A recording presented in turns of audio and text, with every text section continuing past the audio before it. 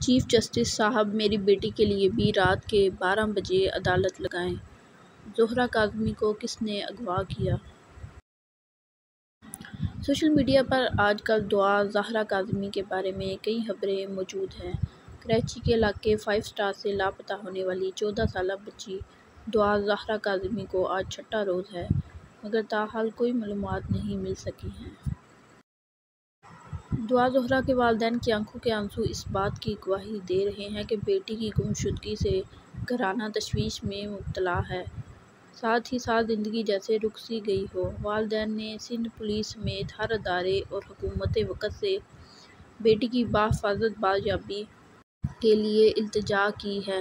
والد کا chief justice سے اپیل میں کہنا تھا کہ چیف جسٹس صاحب، آپ نے رات کے اندھیرے میں عدالت کھول لی تھی، میری بیٹی بھی پاکستانی ہے، اس کا بھی سموٹو لیں، رات کے 12 بجے عدالت لگائیں اور میری بیٹی کو بازیاب کرائیں۔ دوسری جانب پولیس سراغ کی جانب سے بتایا جا رہا ہے کہ 14 سالہ دعا اپنی مرضی سے گھر سے گئی ہے۔ پولیس کی جانب سے کی جانے والی تحقیق میں اس بات کا انکشاف ہوا کہ دعا خود سزوکی میں بیٹھ کر جا رہی ہے۔ جب یہی فوٹیج والدین کو دکھائی گئی تو والد نے اس لڑکی کو دعا ماننے سے انکار کر دیا۔ البتہ پڑوسیوں نے دعا کو پہچان لیا۔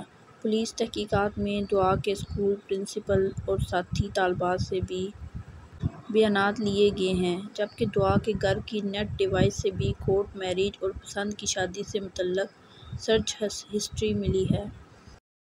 کراچی پولیس کی جانب سے اس حوالے سے ڈی ایس پی شوکت شاہانی کی سربراہی میں سانگڑ کے ظاہر ٹاؤن اور راجپوت کالونی میں آپریشن کیا گیا تھا۔